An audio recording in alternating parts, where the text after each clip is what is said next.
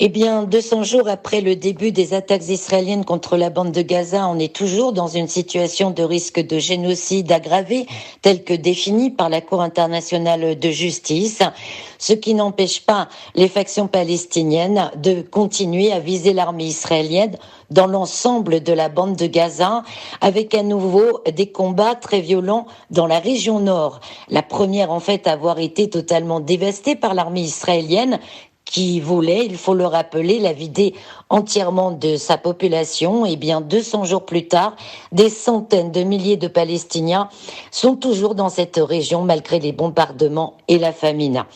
Et donc, malgré ces échecs sur le terrain à contrôler les régions nord et centre de la bande de Gaza, eh bien, Israël continue d'afficher sa détermination à lancer une opération terrestre contre la ville de Rafah, où sont concentrées actuellement environ 1,4 million de personnes, dont 1 million de personnes déplacées. Eh bien, ces familles ne veulent plus entendre parler de nouvelles évacuations et veulent rentrer chez elles dans les régions nord et centre, même si c'est pour vivre au milieu des gravats.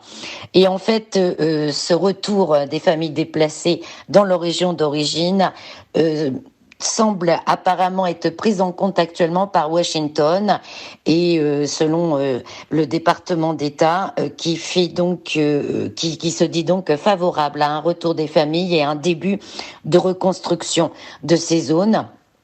Et le Hamas, de son côté, a fait du retour des familles déplacées une des priorités dans le cadre des négociations d'un accord de cessez-le-feu et d'un échange de prisonniers.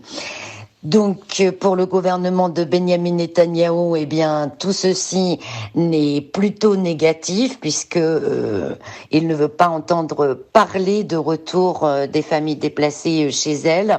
Et à ces échecs, en fait, au niveau militaire et diplomatique, vient s'ajouter également de nouveaux déboires.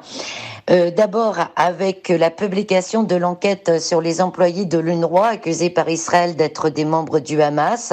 Eh bien, le rapport a conclu qu'Israël n'a apporté aucune preuve pour appuyer ces déclarations et ajoute que cette agence des Nations Unies reste totalement indispensable dans son rôle auprès des Palestiniens et surtout dans la bande de Gaza. L'autre rapport qui vient d'être publié, eh bien c'est celui annuel qui est donc fait tous les ans par les États-Unis et qui concerne les droits de l'homme dans le monde. Et pour 2023, eh bien, ce rapport consacre un long chapitre aux exactions et aux tortures commises par les soldats et les colons israéliens l'an dernier.